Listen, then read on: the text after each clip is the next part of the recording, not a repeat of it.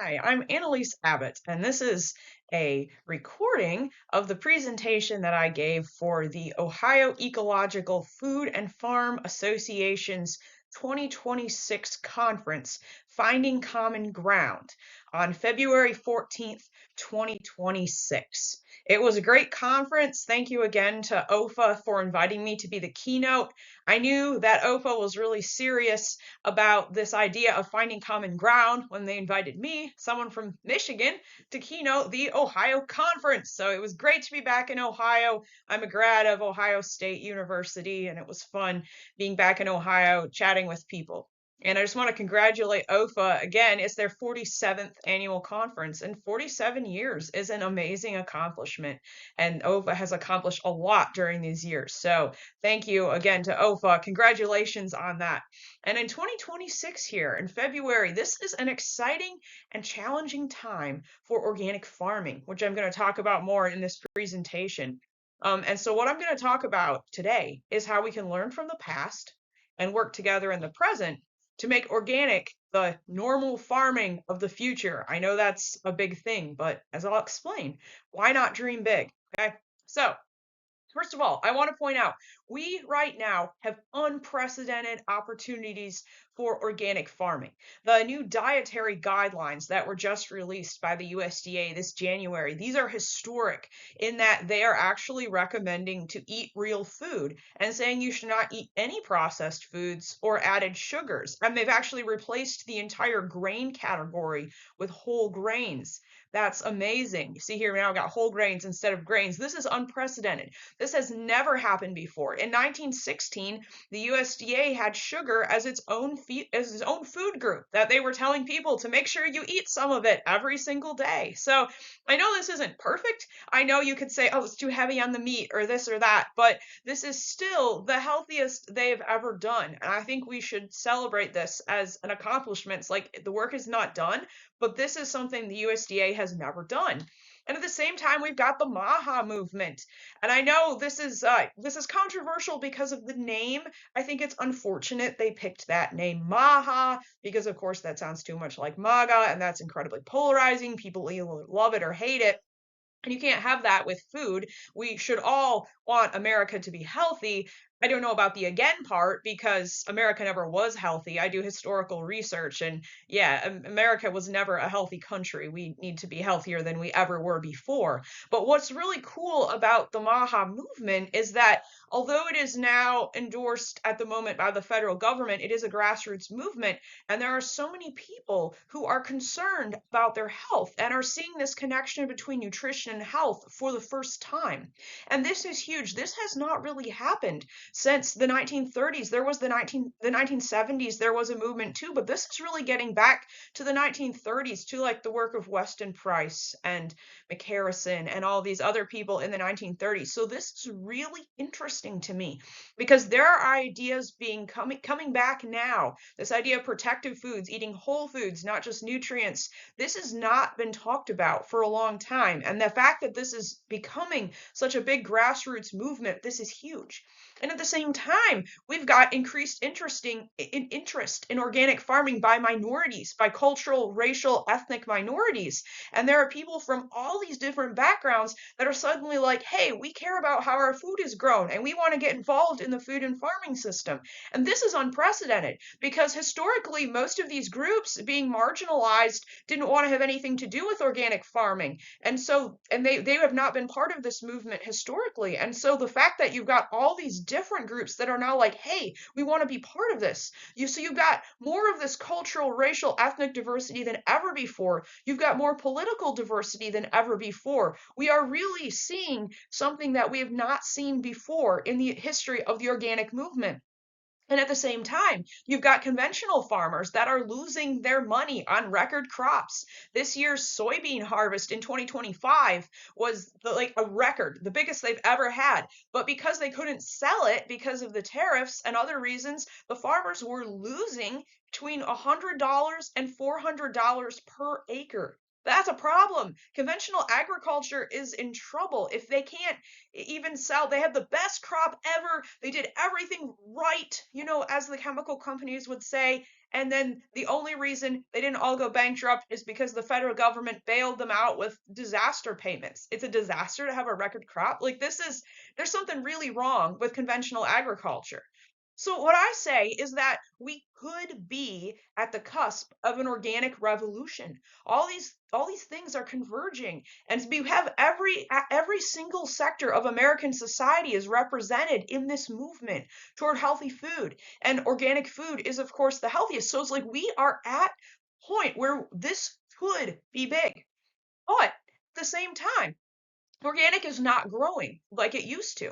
So here are statistics of organic farmland. You can see that after organic certification in 2002, there was this big growth in certified organic acres up until around like 2015.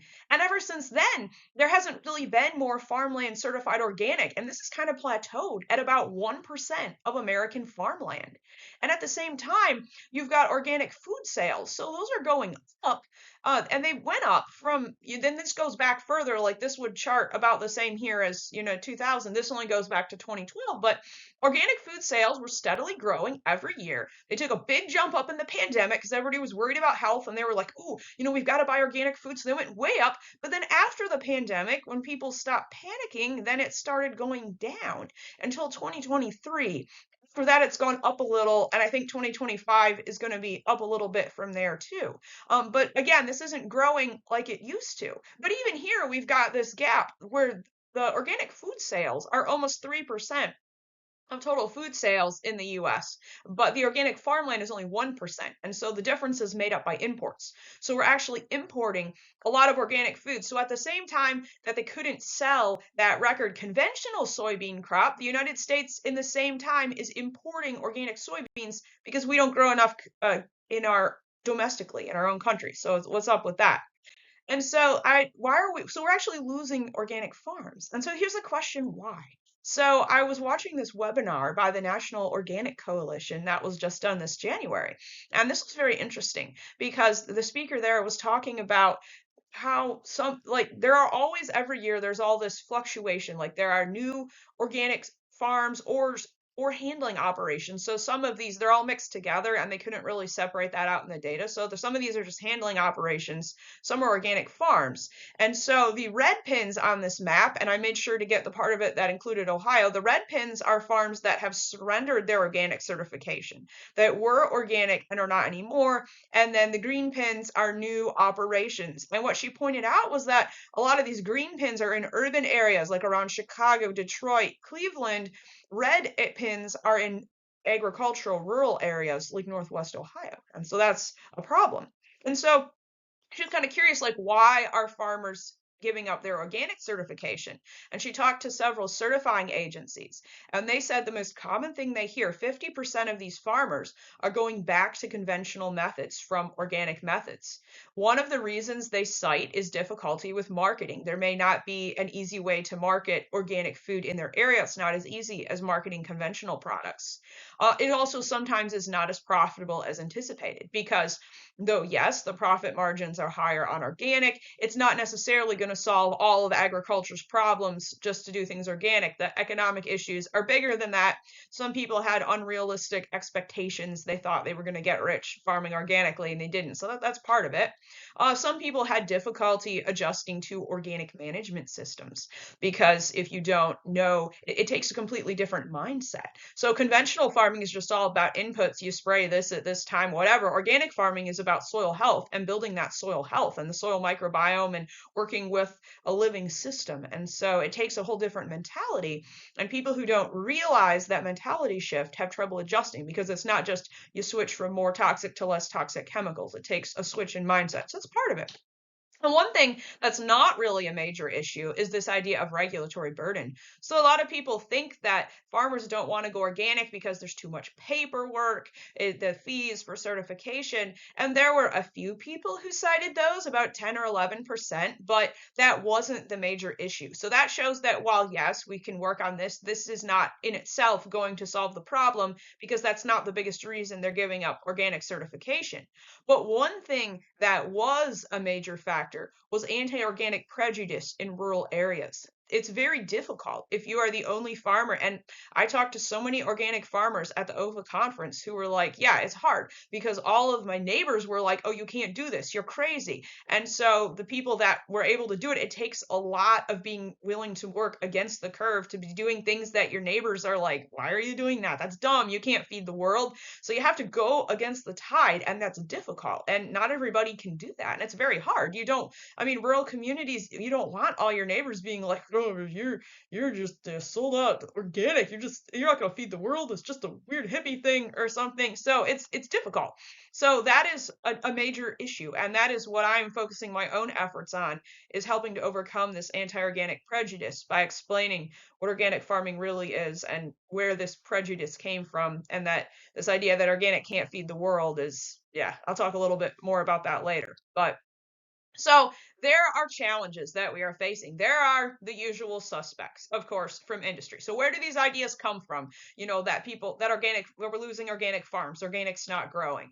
Well, even the MAHA report. So like I said, the MAHA movement is a grassroots movement. MAHA in the federal government, they did a pretty good assessment back in May where they were like, okay, yeah, we need to look at all of these chemicals. We need to look at pesticides. We need to look at agriculture. The lobbyists got scared, and so all of the farm lobbies, like the Soybean Council, pork producers, all of these different big ag lobby groups really targeted the people on the MAHA Commission over the summer, and they got them to back down on any criticism of commercial agriculture. In fact, the MAHA strategy report that they released in September, it actually suggests expediting the EPA's pesticide approval process and doing less safety testing. And then at the same time, they're like, we need to increase consumer confidence in this regulation. It's like, how are you going to increase confidence when you're making it easier to just push through new chemicals without testing? It's like, that's not the way to increase confidence. So we have that problem. We can't count on any official federal support for organic methods. That MAHA is doing pretty good with the food aspect, but they're not touching production practices because of this lobbyist. So we can build on the MAHA rush for, you know, real food, whole foods, but as far as how they're grown, we're not going to get any support from that sector. At the same time, you've got the conventional agriculture jumping on the regenerative bandwagon, and they're trying to redefine regenerative as basically just meaning the status quo conventional agriculture. So they're saying glyphosate is critical for regenerative farming because they're saying you have to be all no-till. The only way to do all no-till, never ever till one teeny bit, is with chemical herbicides like glyphosate. So they're trying to say that, well, if you ban glyphosate, now you're going to have tillage, and that's going to increase climate change and all these other things. So you've got that going on, and you've got the beef lobby is jumping onto this the movement that started as eating grass-fed beef. Now they're just like, eat beef. And so you got Steak and Shake like, ooh, beef tallow fries. I'm sorry, that's not healthy, okay? So this beef lobby is just jumping on like, yeah, just eat beef, but who cares where it comes from? If that's feedlot beef, that's not better. That's not making America healthy, okay? And so, of course, you have this downplaying the emphasis on soil health and the dangers of pesticides. So these are things the organic movement has always dealt with. These are the newest iterations. The things behind this are not new. So, yes, we have these problems. We have been fighting this for a long time. What concerns me a little bit more is some of this division within the organic movement. So especially since 2020, we've had political division. We had a big argument between Joel Salatin, Mother Earth News. Joel Salatin said something Mother Earth News didn't like, so they canceled him. He apologized. That didn't matter because with canceling, they never ever let somebody back, even after they apologized. They've both moved on. They both are still, you know, doing good work, successful work, but they don't work together anymore. And so that's unfortunate because, like I said, now that we're getting people from different political backgrounds into this movement, we've got to be extra careful to keep politics out of it, because in a nation that's divided 50-50, you can't tie organic farming to either political side because it always fluctuates. It always goes back and forth. I looked back at the history past 100 years. You pretty much alternate every other, a Democratic and a Republican administration. Occasionally, you'll have up to 12 years under the same if a vice president rides the coattails of the president, which has happened like twice. But in general, so every 4 to 12 years, it's going to switch who's in power. And if we want organic farming to continue to grow, we can't tie it to either party, because as we've seen, when you tie something to one party, the next party then is going to undo everything the other party did. So we've got to keep politics out of this if we want to succeed. Another thing that concerns me is the attacks on the USDA organic standards. So I get it. I do not like that there is the hydroponic loophole in organic standards. I think we need to fix that loophole. I think we need to close that. So I'm not saying the USDA standards are perfect. However, and I appreciate the work that Real Organic and Regenerative Organic are doing. I think that's very important. I think we need that. But I think we need to be careful as we are pushing to improve the standards to not destroy public confidence in the standards at all. So when we say things like the organic label is broken, when consumers say that, we're hoping they're going to buy Real Organic instead. But what actually is happening, as you can see by those statistics, is consumers are saying, well, I don't think organic means anything. Why should I spend extra money for it? I'm just going to buy conventional products. And that is what we are seeing based on the sales statistics is actually happening. So like I said, we do need to improve the USDA standards, but they are not meaningless. They are sure better than nothing. And I think we need to be careful as we work to improve this, that we don't undermine consumer confidence in organic, because that's exactly what the ag lobbies want to do. So we need to be careful. There is a danger of becoming a house divided. And as everybody knows, a house divided falls. And we don't want that to happen to the organic movement. This diversity is good. It should be a source of strength, not a source of division. Diversity means that we have people from different backgrounds who can all shed a different perspective. Like, we need this. We need everybody working together to make this work. But in order to do that, we have to make sure that our differences don't become so huge that we say, well, I can't work with you because we disagree on politics, or because we're from a different, cultural background or something. We have to make sure that while we benefit from all that diversity and we benefit from those different perspectives, that we still are willing to work together beyond our differences toward organic farming. We need to remember we're all in this together. We all eat. We all have an extremely high vested interest in the food system and reforming it. So what do we do? So I bring up these challenges not to be depressing, not to be like, oh, it's hopeless, because I don't think it is. These challenges are real, but I think they're all surmountable. All of those things that I mentioned, there are some problems in the world that we're never going to solve completely. But I think when it comes to organic farming, I think these are possible. This is possible, what we can do to solve this. And I think the way we're going to be able to do this is we've got to come together to find common ground. We need to use our diverse backgrounds to work together on long-term solutions. And so I am inspired by OEFFA's history, and I'm going to go over this a little bit. So I think we need to look back at that history.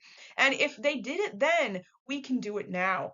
So another thing to point out, people are often into the doom and gloom in the environmental and even organic movements. They're like, things are so bad, bad, bad. It's getting worse, worse, worse. Well, let me just say, if you think things are bad now, the 1930s was really, really bad. So this is not from Ohio. There were plenty of gullies in Ohio. They weren't quite this bad.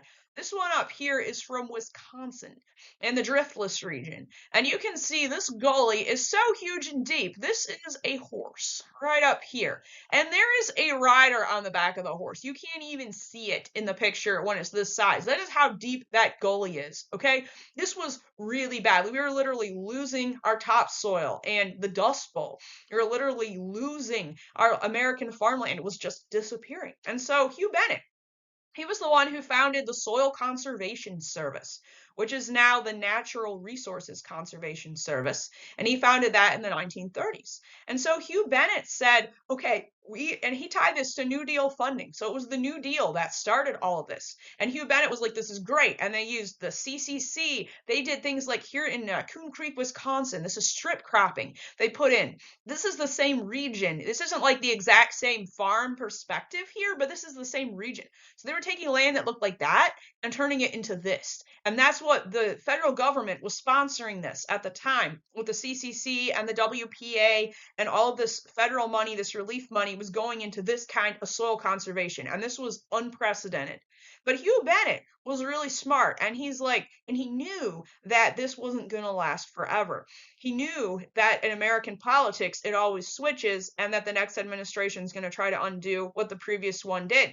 And so, because Hugh Bennett cared about the soil and he wanted it to endure, he called for a nonpartisan, non-political soil conservation organization that would work aside from politics, not be connected with either political party, and just focus on soil conservation. They called it Friends of the Land. And Friends of the Land was founded in Washington, D.C., but very early on they moved to Columbus, Ohio. And then later on they moved from Columbus to Zanesville to Ollie Fink's farm. And so Friends of the Land was headquartered in Ohio. And if you want to learn all the details about the history of Friends of the Land, that's in my book, Malabar Farm. So check that out if you're interested. But Friends of the Land, they said in their manifesto, no matter which political party gains ascendancy as the years go by, this fact will remain.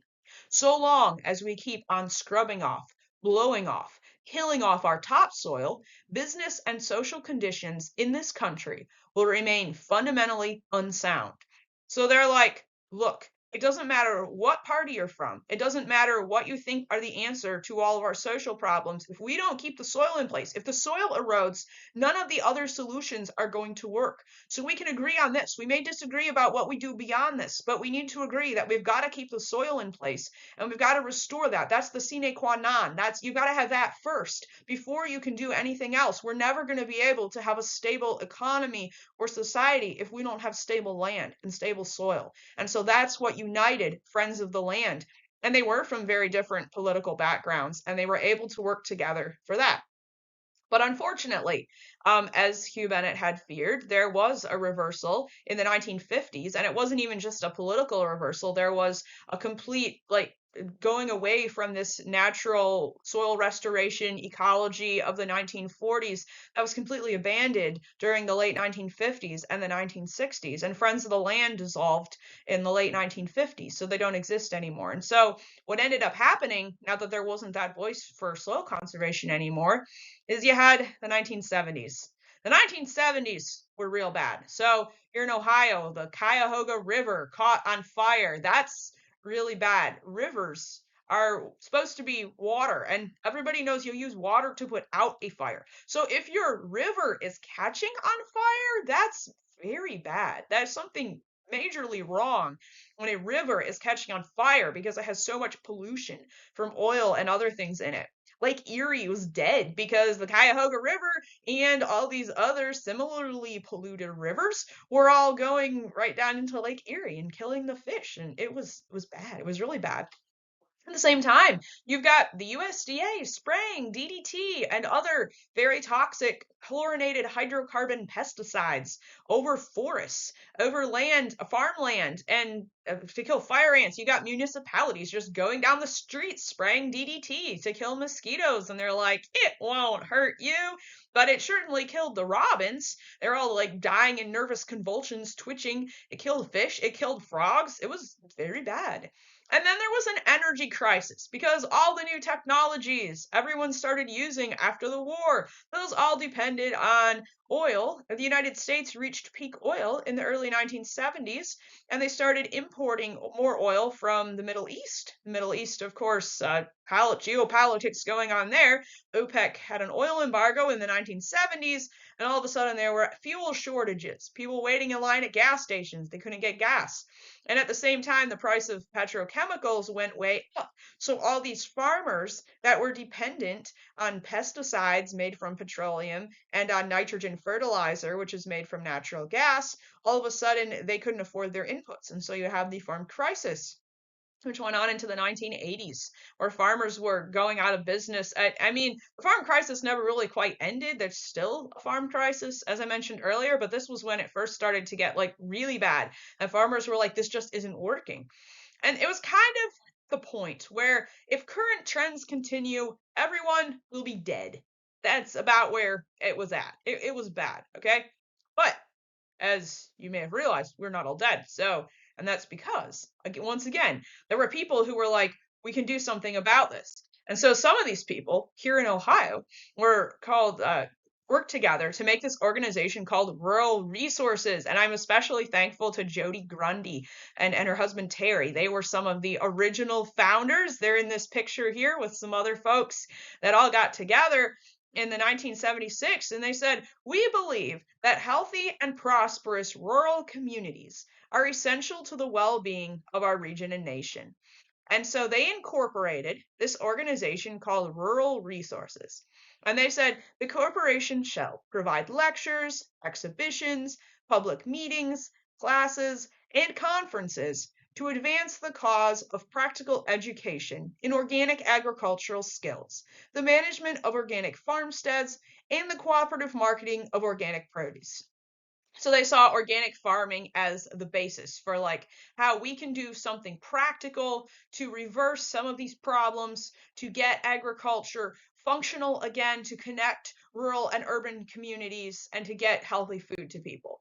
And so at 1979, Rural Resources had a meeting and they said, we really need an organization specifically devoted to the food and farming part of this. And so they called it the Ohio Ecological Food and Farm Association. And I really like this graphic that they had because it just did this pictorially. So of course you got the state of Ohio here.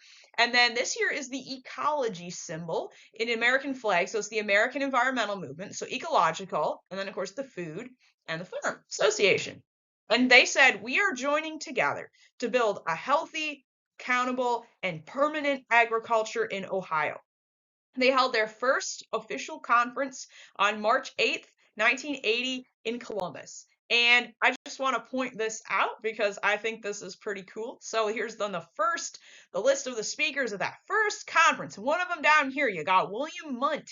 He operates a 200-acre dairy, grain, and hog operation in Michigan. So even back then, OEFFA was willing to work with people from Michigan who were into organic farming.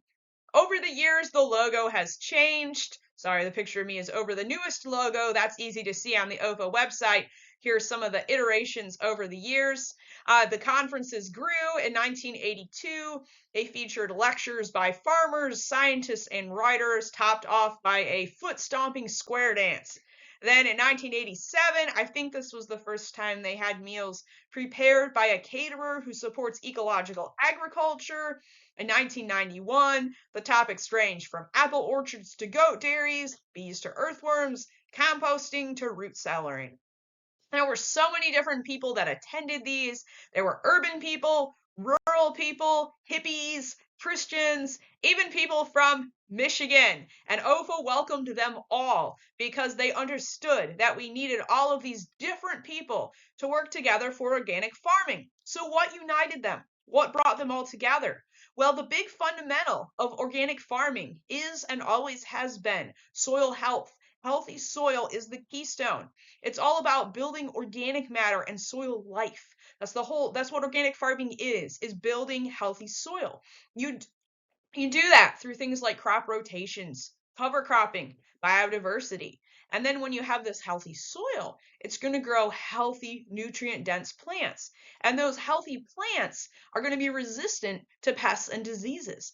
And so that's why organic farming is not input substitution. It's not like, oh, we take more toxic pesticides and we spray less toxic pesticides. No, the idea is, if it's done right, is that the soil is so healthy and so full of organic matter that the plants that grow on it are so healthy that they are resistant to pests and diseases and don't need pesticides. And you may still, need to do a little bit of pest control here and there if it's not perfect, but this is the ideal that organic strives toward, is to get that soil healthy and healthy plants.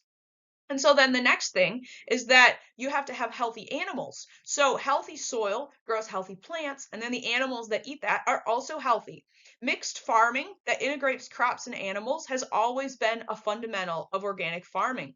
And so animals that are raised on healthy plants that are suitable for their species and fed a diet that is appropriate for their species and live in an environment that is appropriate are going to be healthy. And so organic farming can provide the best possible animal welfare if it's managed properly. And then on top of that, you have human health. So human health is the third fundamental. You've got healthy soil, healthy plants, healthy animals, and human health. And so always OEFFA has worked toward getting access to fresh organic food for everyone. This is why they connected the farmers and consumers through community food systems to help provide rural farmers with a market for their produce, and then urban citizens with produce, that good produce that they can buy.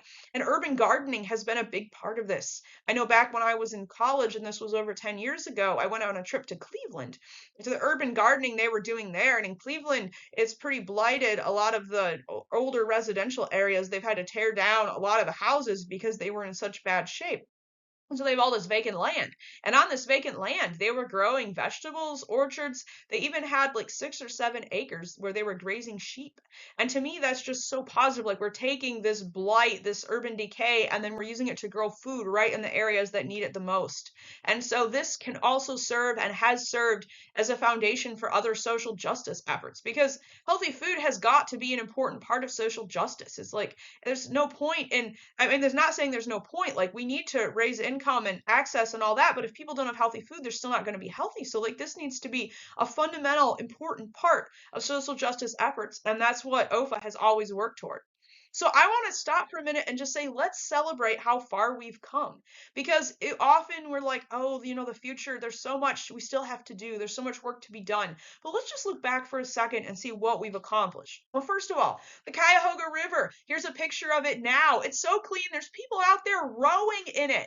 I wouldn't have wanted to row in that river back in the 70s when it was all full of so much oil and gunk it caught on fire. Like, this is so much cleaner than it was. And Lake Erie is not dead anymore. This is like really important. We have USDA organic certification. In the 1970s, there were people lobbying the USDA to make organic certification illegal because they were like, there is no difference between organic and conventional food. And so, may not be perfect, but the fact that we actually have USDA certification is huge. This is unprecedented. And that we have add-on certifications you can do also if you want to be real organic or regenerative organic, you can add that on. We need to celebrate that, like that you now have that option to add to the USDA certification. There are 800 certified organic farms now in Ohio. That's 800 more than there was back in the 1950s or whatever, now that they are certified. And so we have developed organic systems for every crop and every region in the United States and in Ohio over the past 80 years. So there was a lot of experimentation. It took, like, how do we do this? But now we have people, farmers, that have spent their lives working to develop a system that works for their crops and their regions. And now we have all of that knowledge base to draw from. So we have all of this to work with and to celebrate how far we've come. So people often ask me, they're like, what do you want? What is the future going to be? It's like, so they like, well, you study the past. Maybe you can give us some predictions of the future. Like, you have a crystal ball or something you can look into and say, this was the past, and therefore this is what the future will be. But I like to say the future is going to be what we make it. The future does not exist. If you think about it, it is never the future. It is always the present. We can look back at the past. The past is set in stone. We cannot change the past. The future, however, is not actually anything that exists. It's like, it's talking about what do we want it to be. So the thing is, we look at it, will be an extension of whatever is in the present. But as far as what's in the present continues to become in the future, that's up to us. So I like to say, look, the beef production, for example, we could have these feedlots. This is out west somewhere. It's like, the future of beef could look like that. Or the future of beef could look like this pasture here in Ohio. These are both actually photographs of the present. The question is, which of these do we want the future to be? So I say, why not make it our goal to someday transition all American farmland to organic, to USDA certified organic? I know that's big. I feel like we don't talk big enough. We don't dream big. We're just like trying to fight to keep what we've got. But it's like, if this is really the best way to farm, if we really believe this, if we're really convinced that this is right, then why not say this is what we really need? Because we're never going to get healthy food for everyone if all the farmers are not growing healthy food. So it's like, what if someday we could transition all of our agriculture to organic? And it's going to take a long time. We can't do it overnight, and I don't recommend that. but we could at least start. I mean, we're only at 1%. We've even 1% a year would mean doubling what we've already got at first. So it's like it's going to take a long time, but the sooner we start, the better.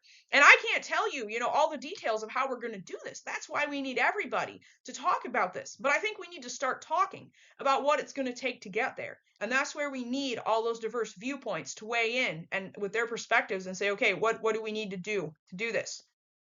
Okay, so I know somebody's going to say, oh, but this is what we're going to run into. But organic can't feed the world, and you're going to starve people. You're dooming 4 million people to death by starvation. You're a murderer if you say that we should all do organic. That's not true.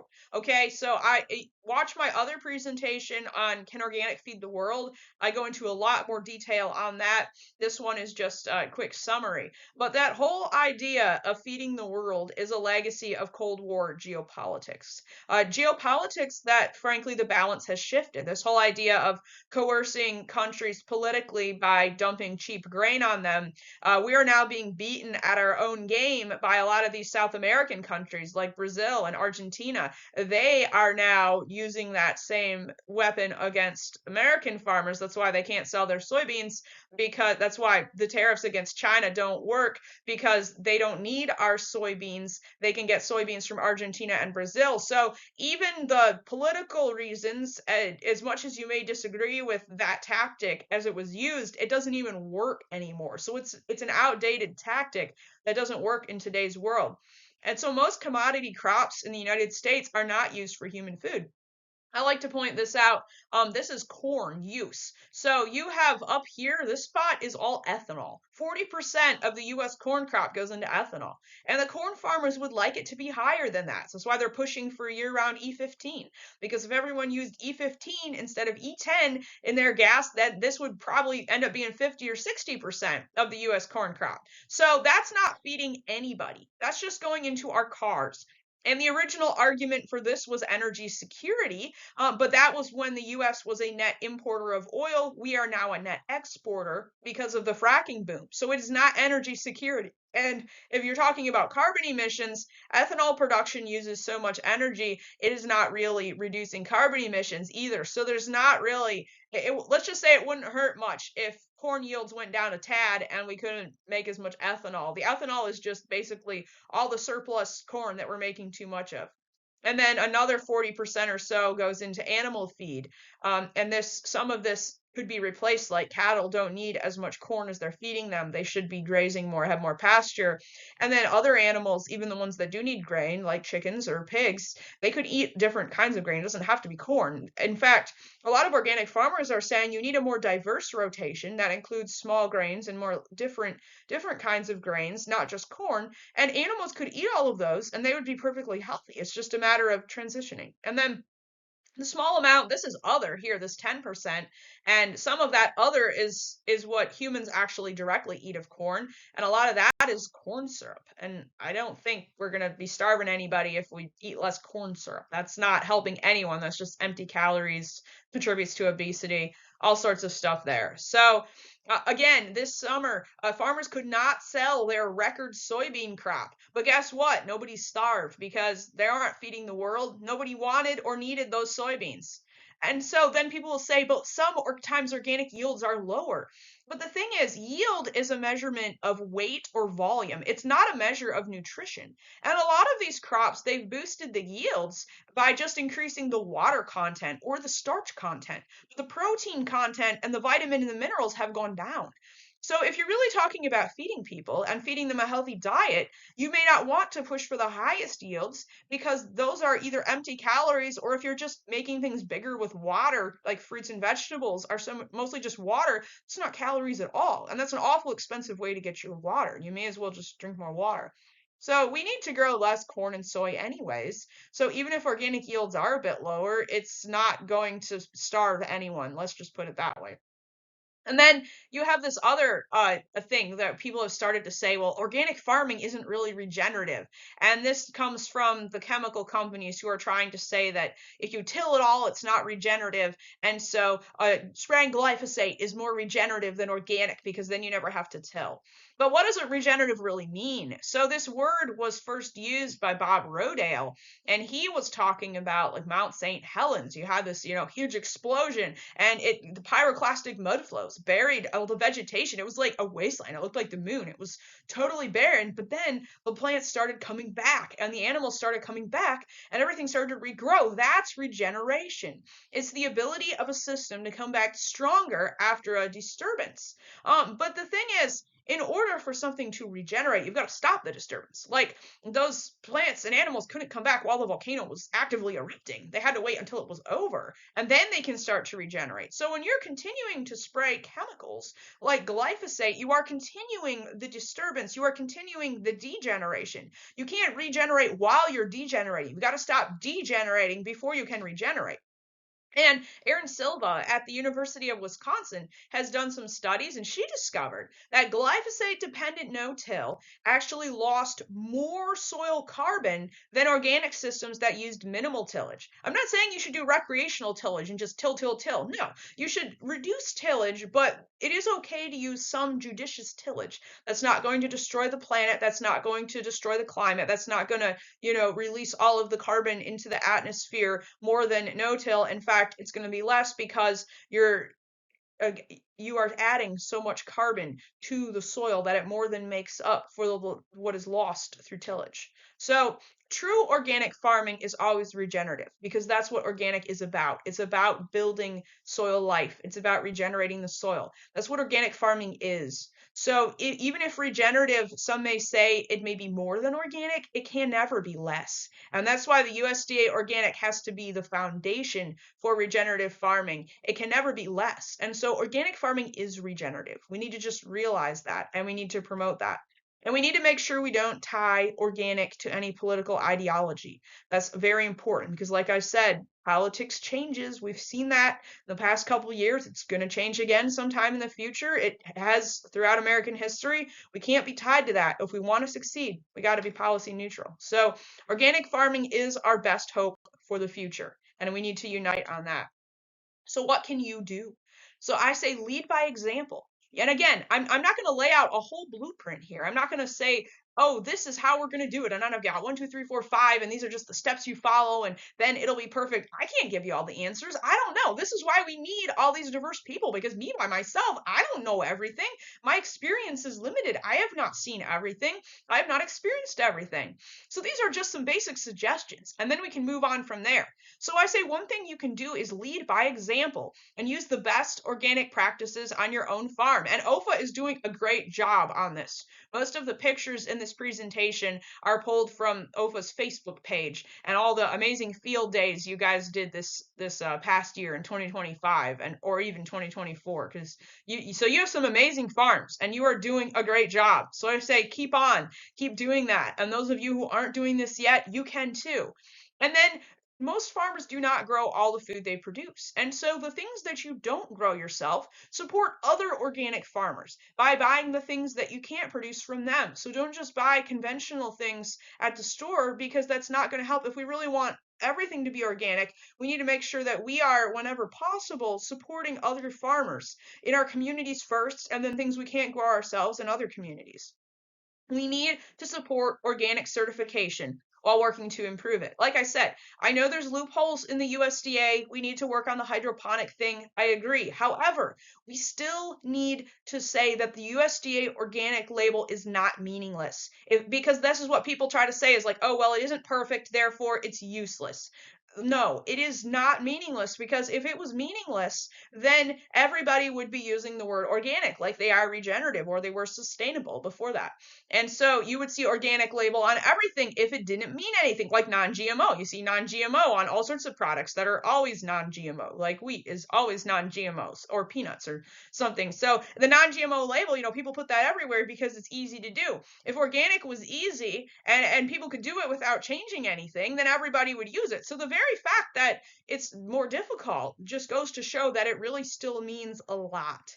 And yeah, we can work to improve it. We can still work to improve it. We should work to improve it, like I said, especially with the hydroponic thing.